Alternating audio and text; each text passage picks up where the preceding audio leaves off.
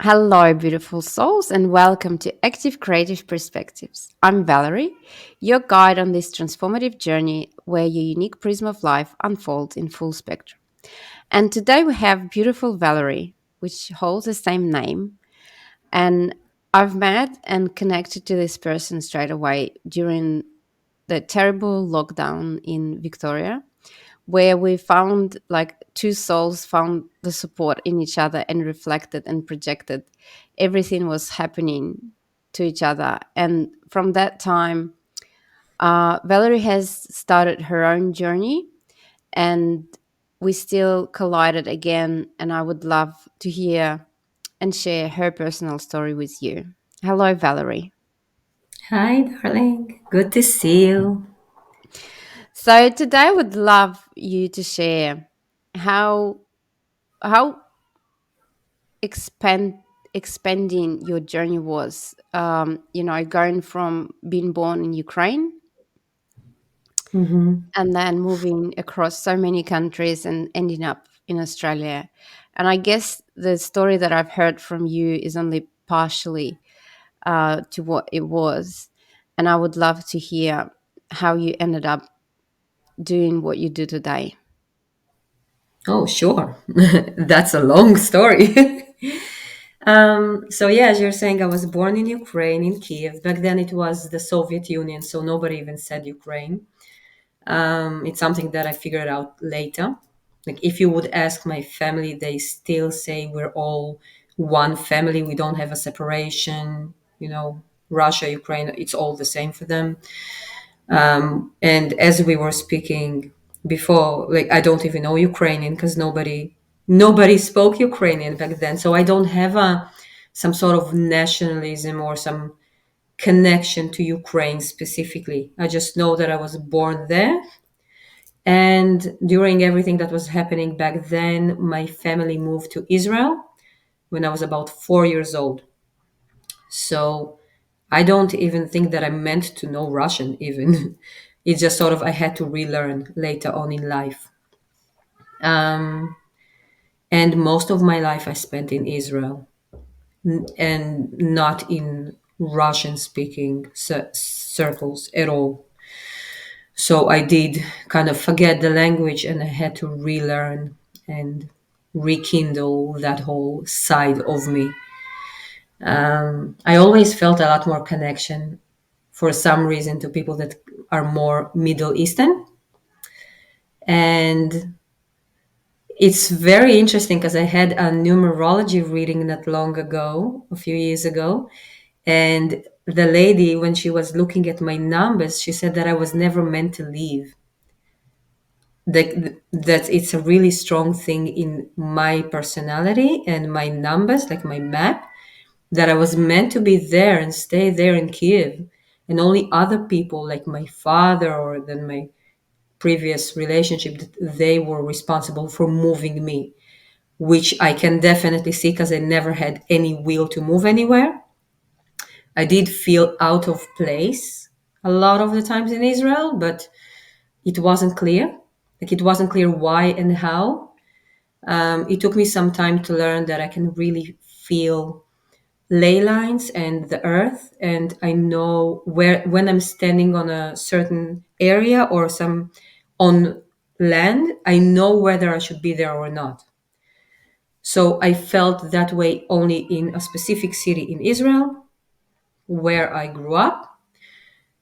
Later on, I moved to the Netherlands. I've never felt any connection So how to did that that place. happen in your lives? So you grew up in Israel, you went to army. Yeah, obviously, I did school, army. I stayed in the military for on and off for 10 years in the reserve forces and as a contractor, working in the Ministry of Defense. Um, it kind of just made it a lot more clear for me. I did learn a lot and get a lot from it. It was a really important part in my life, but it only made it obvious how much I don't want to be in those sort of environments, and it's not for me at all. It was basically just a stepping stone to get to other places, and it sort of life led me through that. I know that it seems really that there's a huge contradiction between who I am today as a therapist and a teacher and then what I was doing back then. But practically speaking, because obviously we have as humans the really practical side to us, I still needed the way in, and thanks to that environment, that was the thing that allowed me to start practicing and studying while I was still Do you then. feel like that was that part when you worked in defense was your karmic lesson that you had to go through, or coming from the previous lives, um, knowledge that you had to go through to get to where you need to be? It has a few sides to it, yeah. Because I can tell you for sure that because I do have some memories from other lifetimes that came, it's like certain events trigger those memories, or because I did a few past life regressions and things like that.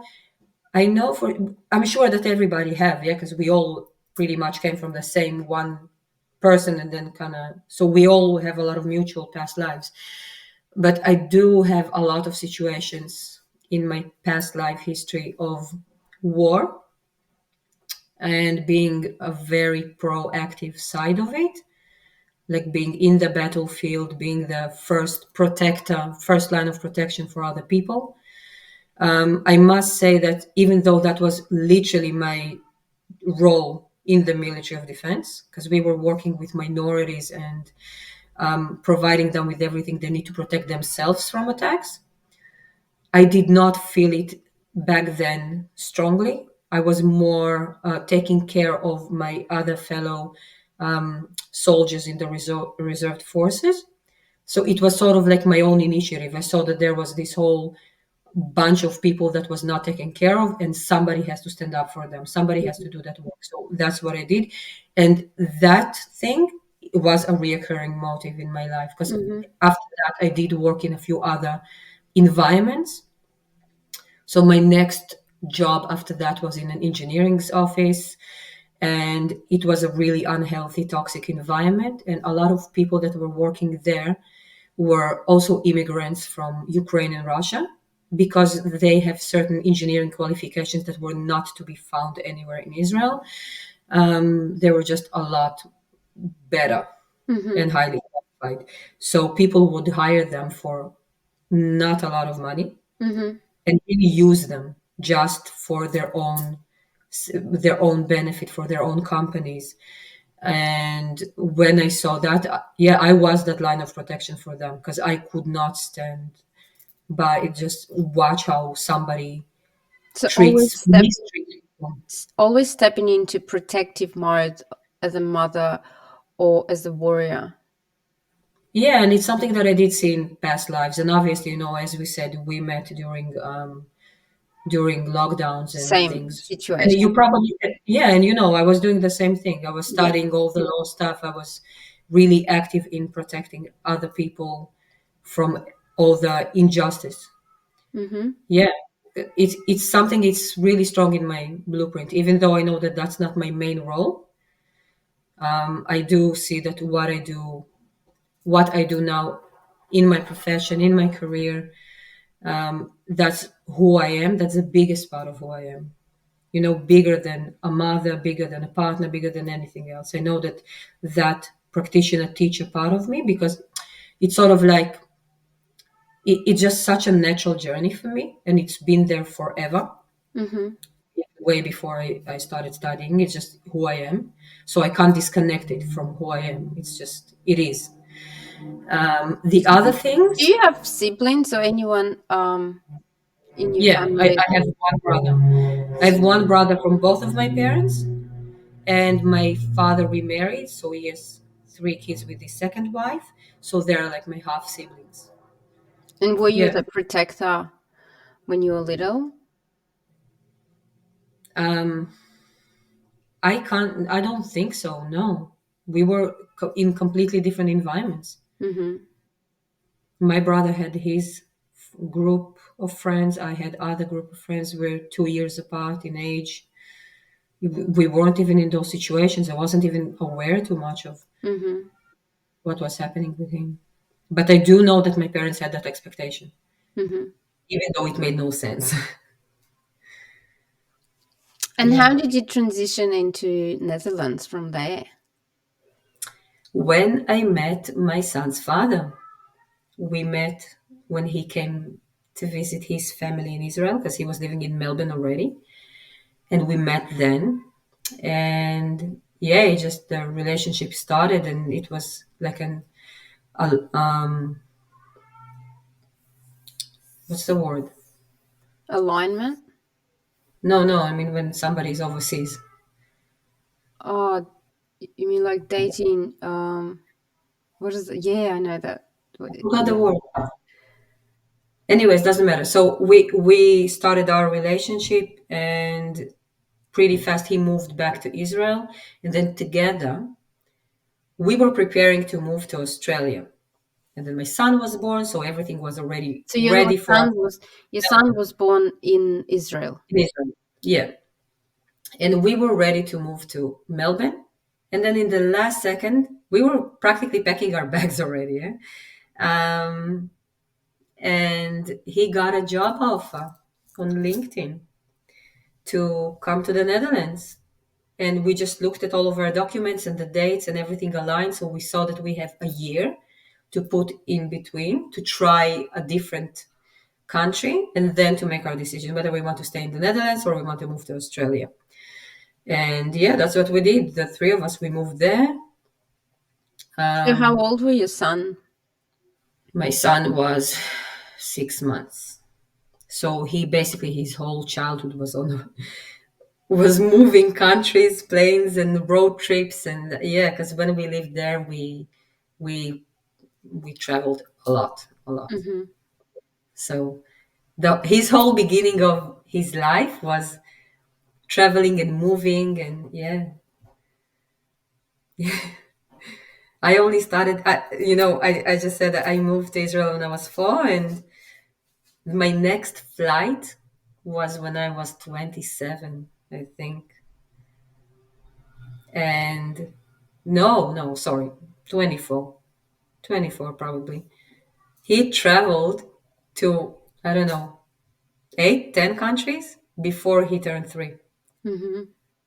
with including living in, so he lived in Israel, Netherlands, and Australia before he turned 3. And how did you said that you had that feeling when you land somewhere, you know that place. So in Israel, you found the space where you felt that's the only space where you felt comfortable. So what happened in Netherlands? Did you find that space I there? didn't have that connection. I didn't have that connection to the land. It's not about the environment, the people. It's nothing like that, or the, politics or mentality of the country. For me, it's the land itself. I need to feel that I have a really physical, embodied connection to the land. And apparently, it's not a given because if you grow up in a certain place and you do feel that connection, it's just a given for you. You don't know any different. You don't know how it's like to feel when you move out of a certain area. I'm assuming that you also have that Yes. experience because you also moved, so you know how it's like when you feel I part remember of. the first time I was flying after living in Australia for 6 months and I was coming back home to Ukraine. And I've been traveling, very often when I was living in Ukraine. I traveled a lot.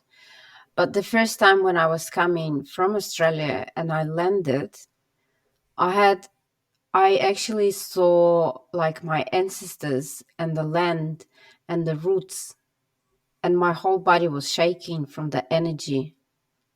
But I felt that wasn't healthy. It was activating a lot of ancestral things in me that land, and that's why I left it. Mm. So it wasn't your choice to do Yeah, that at that point in time. Yeah, yeah, yeah. it's a Well, that's strong physical reaction that your body holds, and the same when I land in Europe. Like my ex-husband's Greek, so when we land in Greece, I felt heavy when we landed. Like I feel it as soon as we land on the, you know, yeah. I felt heavy. I felt like those rocks and there's so much heaviness. And I guess it's, you know, the land that for me is not mine. You know, it's just too heavy. And then when I go to like Thailand or Bali, I just know this is not my land. This is not my gods. They don't hold anything for me. I should be very careful of what I do here, and I respect the land there. Yeah, but Yeah. it's very physical. Yes, I feel that as well.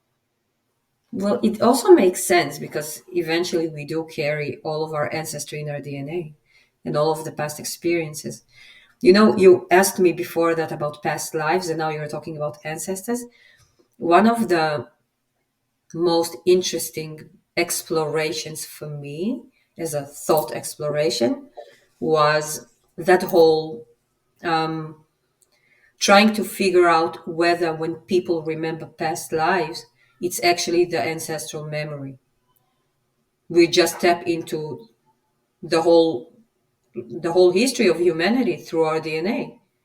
Yeah. Because obviously every other life that we had in a human form would be in our DNA because of the ancestry of the entire humanity, the collective information of that.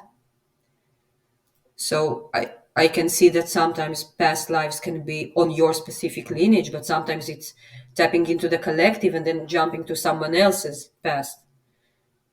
But in a lot of cases, it would be people would think that they tap into their own past life when actually it's still the two are the same. Your past life can be your grandmother or some really ancient ancestor. So do you feel when you know, go, um, for example, to Europe and New Zealand, and you didn't feel that this is a space for you because there's nothing in your lifetime purpose, it's not the place where you need to be? Yeah, not at all. It's like a physical disconnect between your feet and the land. Mm-hmm. Because mentality wise, I know myself. I'm an extrovert. I manage anywhere. It doesn't matter. I lived in countries with such different mentalities. I'm fine. And I always find my tribe everywhere. I create my tribe. I'm not looking for it. I'm creating it. So the people are not the issue. Mm-hmm. It's a physical connection to the land. And I don't know if I would assume that if you did have a life on a certain land that was really traumatic, it would have another type of experience, another different type of experience, not one of those.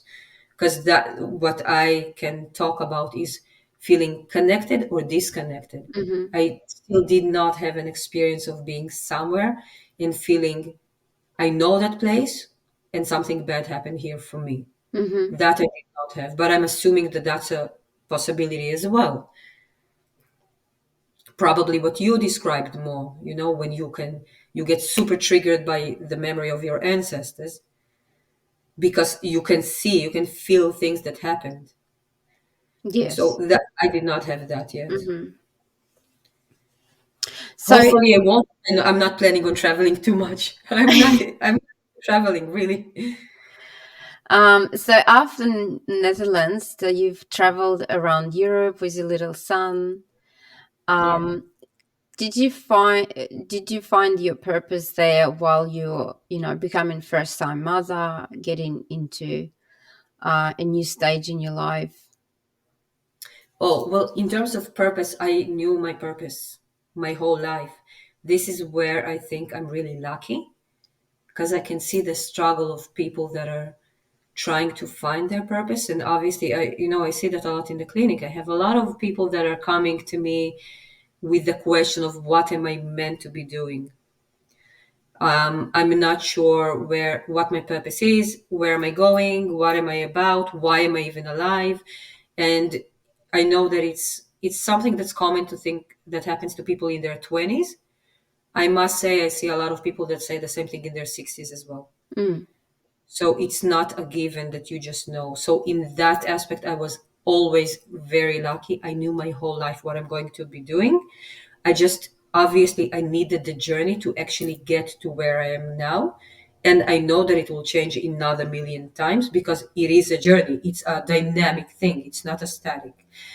But first of all, in my family, the way I grew up, there was no disconnect between the practical and the spiritual, energetic. It was just a given that both just exist at the same time. Conventional medicine and alternative medicine. We could speak about math and engineering and concepts and computers and stuff like that. Or my dad is an engineer as well. My dad is an engineer. My brother is an engineer. Like my mom came from in architecture, so they're quite logical people. But at the same time, going to see psychics and playing around with energy, it was a regular everyday thing for us. So I remember myself constantly getting messages Mhm. and channeling throughout my whole childhood. The one thing that I didn't know is that it's not a given, that not everybody are doing that. I Mhm. was sure that that's just everyone's experience, but I didn't give it too much thought.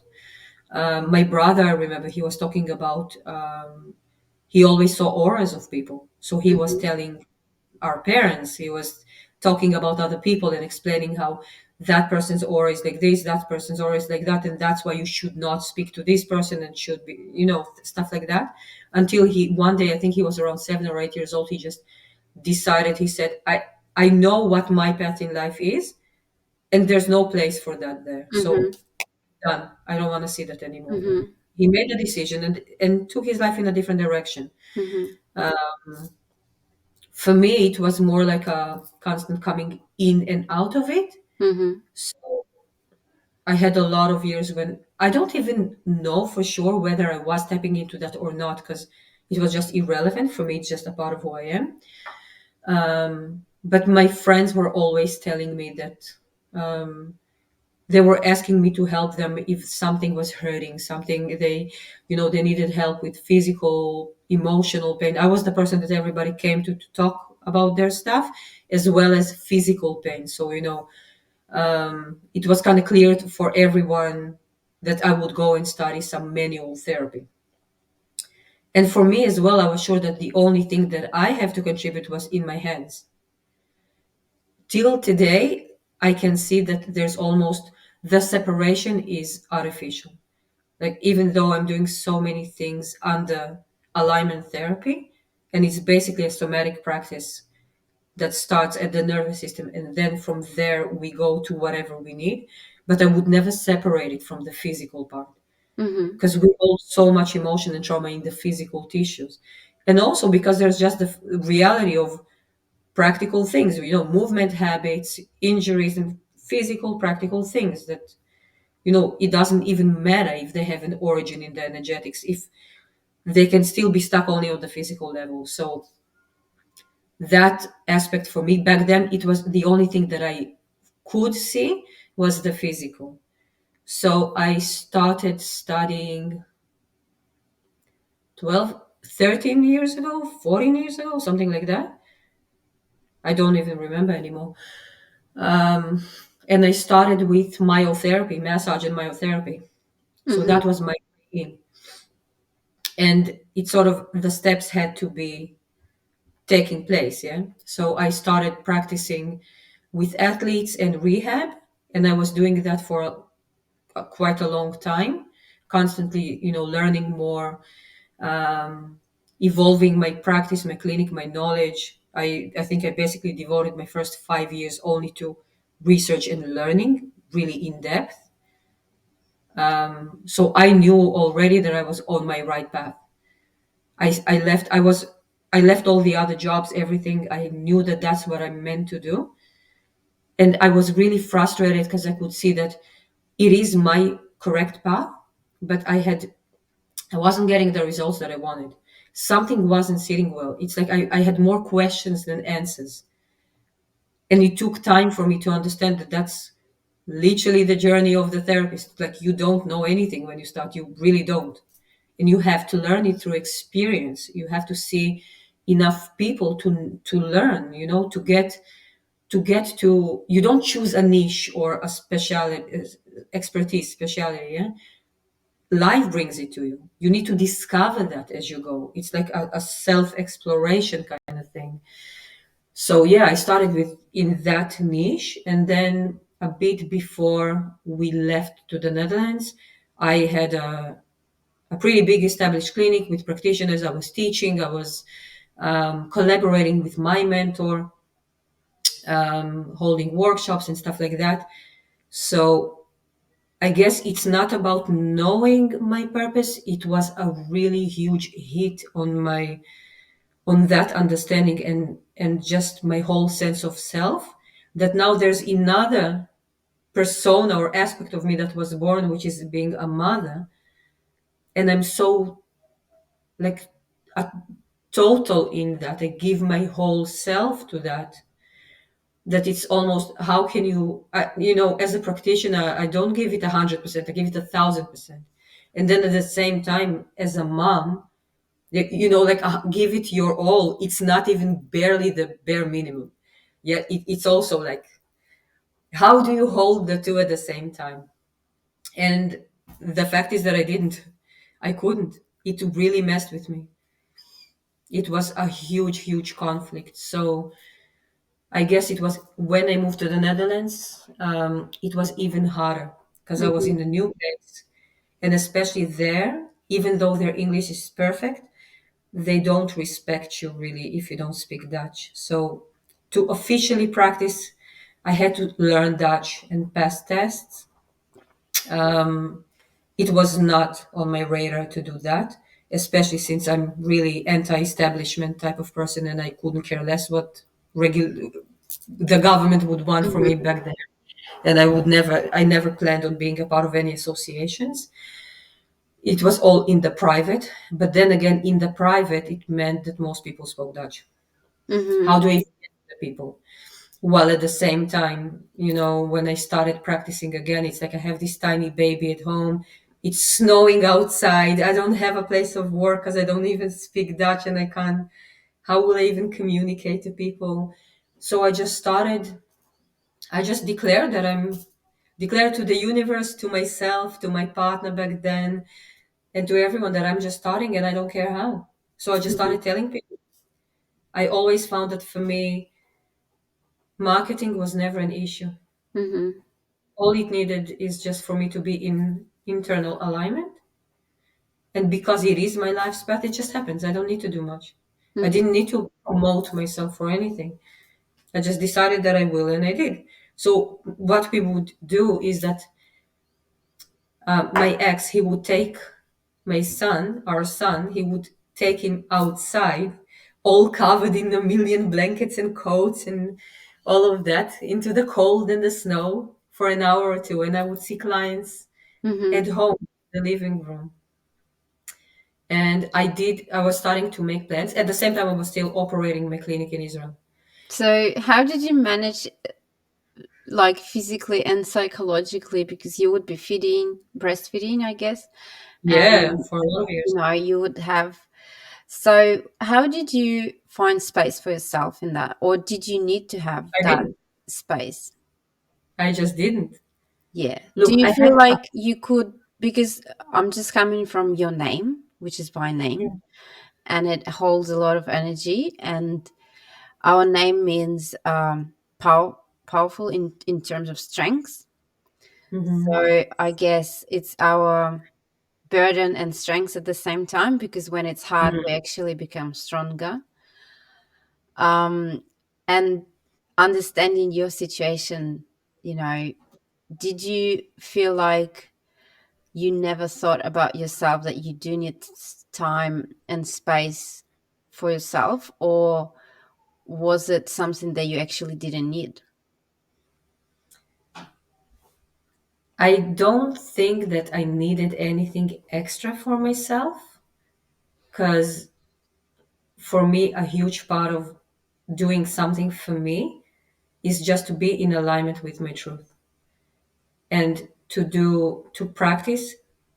Because for me, it's not just practice in terms of service of others, it's it's being of service of my mission. So for me, it's a lot more like today, I know that I'm a practitioner for other practitioners, not for everyone. and it took time to get there. Yeah. But my in order to do that, I needed enough years of research and exploration, practical embodied exploration. So that is my self-care, living in truth, living authentically, living. I know that the biggest thing that's impacting my well-being, health, wellness, everything, is the level of integrity and alignment in my life. I don't do self-care things. I don't Mm-hmm. have 2-hour routines of putting creams on my face and bubble baths and I don't know, things like that. For me, self-care is to live in accordance to my truth. Mm-hmm. And with the other things that you said, balance, not just time, but balance. I have full acceptance that in your life, you're not meant to be always in balance. You know how you do somatics as well. You know how they say that some people think that um, that being healthy nervous system means that you're not anxious and not numb, that you're in the In the middle. middle. Yeah. And actually, what it means is not to be in the middle at all. It means that you're resilient in the fluctuations, that it's the striving back to homeostasis, going through the waves. It Mm-hmm. doesn't have a big impact on you. So, it's the same in your personal life, in your relationships, friendships, in motherhood, in as a practitioner, as a therapist, in business and finances, all of these aspects. It's just not realistic to think that you will be at the same spot all the time. So that perfect balance and integration between, work-life balance, being in full, having time for yourself and time, it's not always the reality.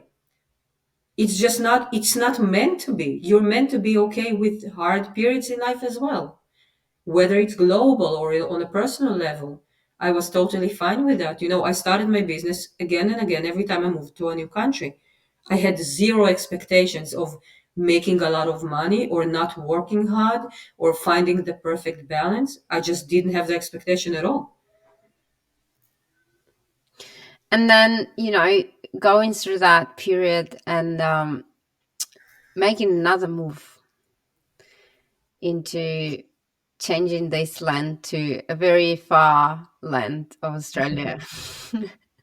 How did that come? So that was our original plan, yeah. And we just went on a vacation to activate our visas, mine and my son's.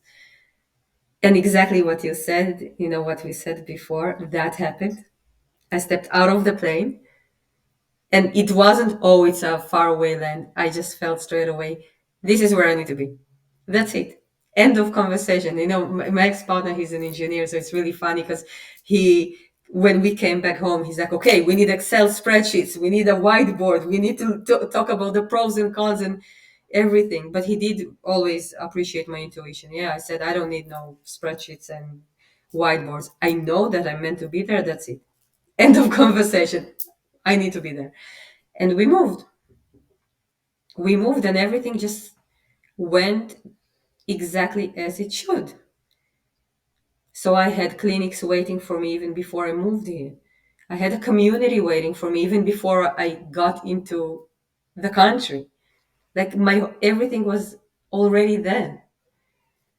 I found my people, I found my tribe, I found the workplaces, they found me. It's just everything went so smoothly that it was, that it was too perfect Mm-hmm. to doubt. Mm-hmm. Yeah.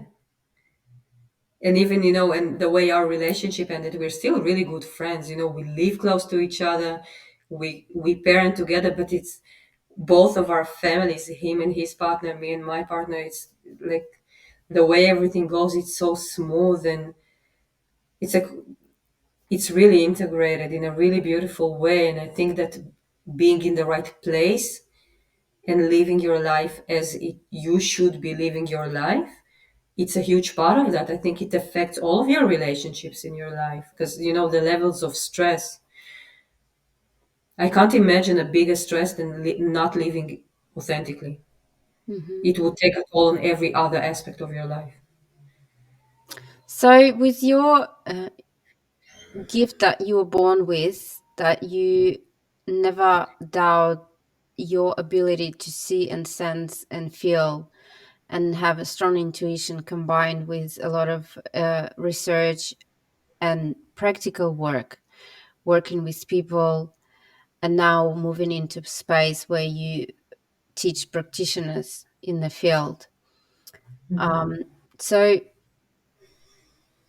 the gift that you have, that you knew your purpose, which you, as you're saying, there's a lot of people that come with that question to you, and in your understanding, you've done a lot of work on yourself, going to past life regression, hypnosis, and trying different modalities, exploring yourself.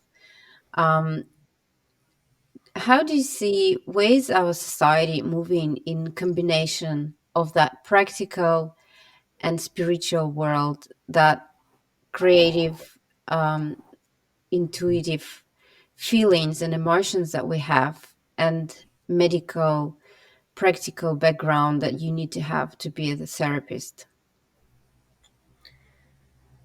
I think that people are starting to come to the realization that the two are one. I can say that not just from my life journey, but also because I practically see it when I work. I see the blueprints. I see those concepts, and because I'm tapping into the physical, the emotional, the energetic, all of these, and I see how all of them work together. You can see it on one organism, but you can also see it in the organism of the whole planet and the whole consciousness of humanity. And also, it applies to at least to our planet. So you can see the integration of all of these. So it's basically just the understanding that compartmentalization is not necessary unless it's done for the sake of in-depth research. Mm, So everything that we know now as a speciality, to hyper focus only on one thing, I think it's very important to have that for the sake of learning and understanding, not for the sake of practice and actually implementing it in your life. You need specialists for a specialist advice on a generic problem. They are not meant to look at a human or a situation out there in a really compartmentalized way that messes with the whole principle of an integrated system, whether it's in a living organism or in a society. So I think that we're starting to see that more and more people, even without having that natural ability of seeing the how they are the same, or where they progress one into the other, it's sort of like a common sense type of thing that people are starting to see that a lot more. Because I can see that also in the community, like on Facebook groups and different questions that arise where people are looking for, they're not saying no to the existing structures, but they're looking to combine them with the new structures. It's not, you don't have to be black and white anymore. You don't have to be one or the other. It's becoming okay to be both, or to hold both at the same time. So the way I see it is just the natural progression of that is that over time people will start seeing, if we came from this or that duality, and now we can see how both can live together. The next step is for people to actually see that they are one. There's no, when you look at physics or you look at energetics, eventually, the universal laws are still the same and they apply to everything. yes. So, I yeah. have so many questions now. So with that said, that we are going into a new age where people start living holistically, integrating, going away from separation, understanding that we're all one, and you're holding a new life in yourself that's gonna, come into this world with new mom that has a different perception to what she was with the first child. So How do you see yourself applying all these new stages that you're in, and sensations and feelings that, it's a second child, it is different to the first one.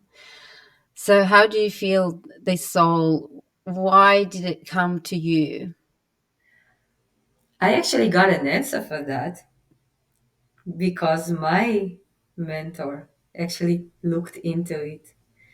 And the answer was definitely not on the individual level. It was more about just the new souls that are coming into the planet now. It started with my personal share of saying that, the first trimester was very weird because people around me were triggered constantly. The amount of shit that I heard from people in the first trimester, from people that I never even expected to be like that, things didn't make sense. And also, it was not only negative, also things that were the complete opposite. People hugging me, crying, touching my belly, and just couldn't stop, telling me that they feel drawn in and they couldn't control it. It's like something massive was happening, even from people that are not spiritual at all or energetically aware. Um, and yeah, so I brought this question to him, and he said, that he personally had never seen anything like that, but it's because I was comparing to other stories of friends that are pregnant now, and I'm talking about a few countries. It's kind of like a theme that not only I'm going through, but other pregnant women now, with those type of situations when the new babies that we're holding are just, they are so different in their frequency. It's so, how it's like when something is just not the same frequency, it's just a bit different. You can sense it, you can feel the misalignment, but you have a bit of clarity. But when someone's energetic imprint is so different, when it triggers you, you don't even know what the hell is happening. So it's not like you can say, oh, I'm noticing that when I'm next to this person, that is happening. Yeah. It's like people are getting visions, and then they're bombarded with emotions, and their traumas are, it's like their own system doesn't know what to do with that. Yeah. So it's like going into the room, from a very loud concert to a quiet room, and you feel that frequency is just like buzzing you, and it's the whole body is responding. It's the change of resonance around you. And I've sensed that when, I've met you recently. um and that's why I'm asking, because they are the creator of the new world that we are still building, and we're still adapting ourselves. So they're gonna enter it, right? So you're the vessel for that frequency to come through. And what is your perception, or and the vision of what it's like for them to enter this world on this such a, you know in between worlds?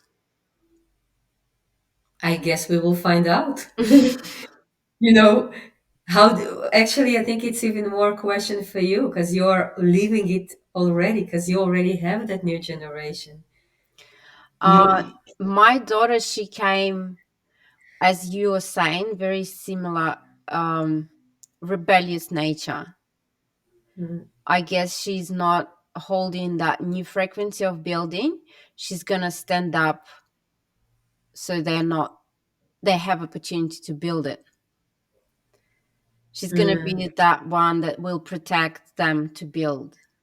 She's the foundation. She's providing, holding the Yeah. space for the new. Yeah.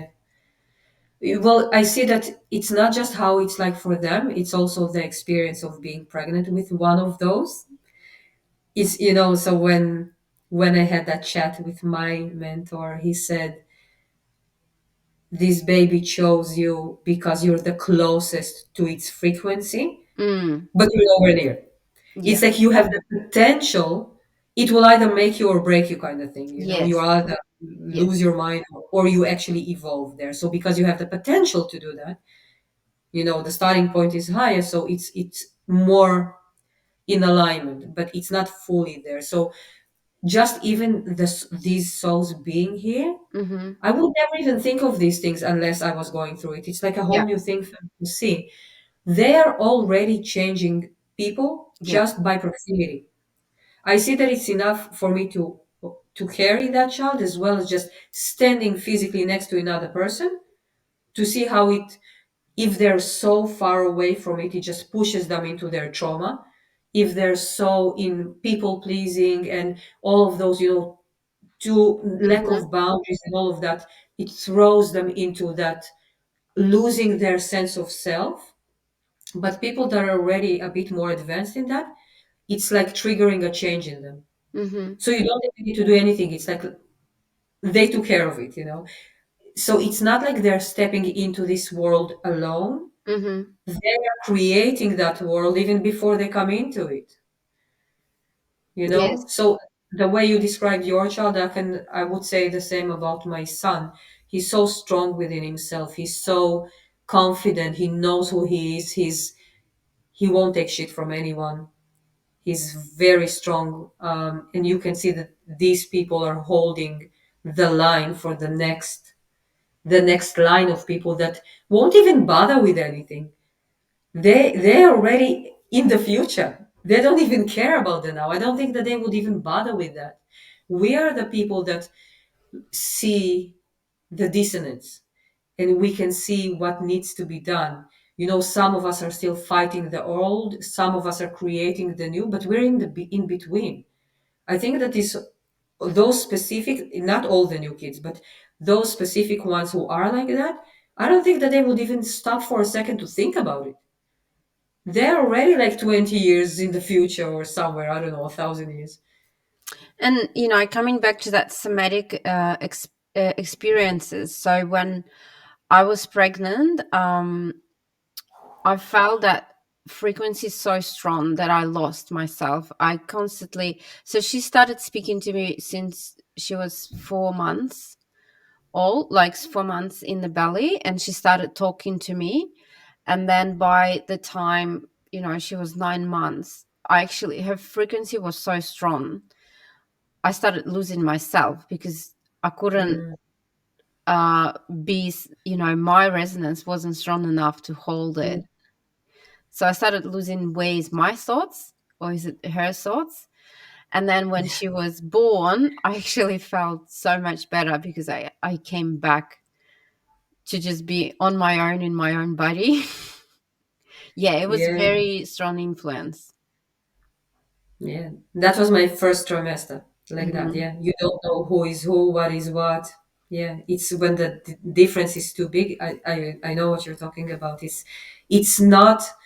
I think that also, because we were talking about the how things used to be and then where things are moving. I just don't want a confusion here. We're not talking about the new age crap. Yeah, we're talking about the actual integration, not the mainstream or new age fluff. It's like the actual integrated future. So yeah, it's like until you get there, until you elevate and get there, and who knows how long it can take. It can take the whole pregnancy. It can take only a couple of weeks. It might never happen. That's the whole thing. I'm sure that there are women there that have that experience and they never went through it. Like the baby is here already and it's a toddler or I don't I know, guess and they're I guess still not aligned. it's coming to the same as, your somatic experiences, um as you would feel the ground, like the land you stand on. So if you're sensitive in that case, and then when the new frequency is inside of you, you kind of can't escape it. Yeah. um and the frequency is like a wave, so it's constantly like shaking you up and down, so you can't really stop it. Yeah, you just start balancing with it. But it's like we spoke about in therapy, in practice, yeah?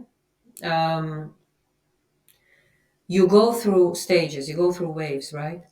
So you know where you want to get or you feel where you want to get, so you're going through that wave of I don't know anything, I'm not good enough, until you get to the point of Oh, I figured it out. It's the same with frequency, with energy. So you just encountered that really massive, um, really different energy that kind of you have to get yourself up, or you will just, if you don't match, it will break you, kind of thing. But you it's like yeah, it's within you, so you don't have a choice, but it doesn't necessarily mean that you will make the decision, and it can have a harming, long lasting effect. But it's the same. I saw it in practicing, how I would get to that point where I'm really confident and comfortable, and everything is aligned, and then I would get smacked with something. It's like a case that I've never seen before, or to deal with a client that is like super triggered and completely takes me to another direction and another exploration, deeper into psychology, or deeper into terminal illnesses, or things that are severe trauma, really severe trauma, things that require me to start going in depth into a new thing until I elevate. It feels to me like exactly the same thing. I was smashed by this thing, this really different frequency, and it's only because my personal journey as a practitioner is so similar. It's like, I've done it before. That's not a problem. So that happened. It's just another wave, and it's just, as the more of these you have, the less dramatic it is. And I remember my first awakening, my big awakening. It's like the earth was shaking. I saw colors and music, and I felt everyone, and people were grabbing my hands on the streets, and everything was so like out of a movie. And all of a sudden I was doing this energetic stuff. Now, after a million of those, it's just, you can see it just as another like evolution, but it's not, there's no drama. So, going from the world that is integrating and combining two polarities into one, and then giving birth to this new frequency, which is actually exactly as you explaining those two worlds, when we have to break it or make it, that the frequency is entering, the integration is happening, and we will see more people start understanding and not doubting it, that it's all one, that spirituality and technical part is just one ways of looking at it. um, and bringing this child with that frequency, that will probably open up more for you. So before we wrap up, so how do you see yourself at this moment, if you would use a metaphor of a journey where you walk on that path? How do you see that? What's ahead of you? That bridge that you're crossing now?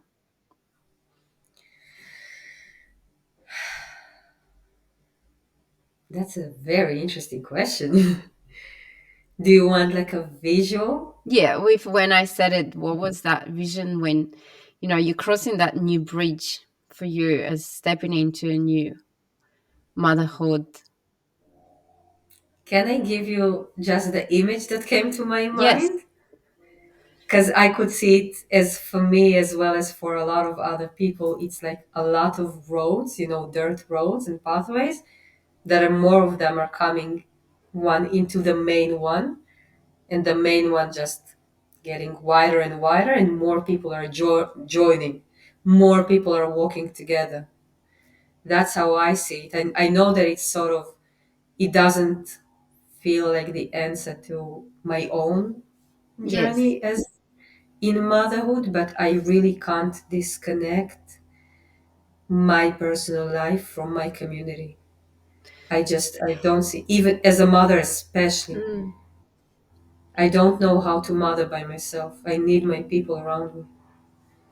And that alignment goes into stepping into one path with everyone and supporting each other on one road. Yeah. Yes, beautiful. So, thank you so much. And what is the best way to contact you? I know you have a new, changing plans. But if anyone wants to contact you directly, what's the best way or follow you? Oh, of course. I'm expanding plans. I'm not changing stuff myself, you know. So you can find me on my website, Valerie Alignment. My name is spelled different to yours, so I'm Valerie with a Y. So valeriealignment.au. You can also find me on Instagram and all the socials link, well, not all the socials. Instagram, YouTube, Facebook, LinkedIn. So it's Valerie Alignment as well. Um, And is it yeah, your that's surname? my surname is Topaz, like the Yeah, but crystal. is it is it your surname? As everywhere you are Valerie alignment. So All maybe my practice. yeah. Yeah, I don't mix my personal with my practice. Yeah. Thank you so much for this beautiful discussion and your journey and sharing. And I can't wait to see a new frequency being born. Thank you. And thank you for holding one yourself. Thank you for your time and for that chat.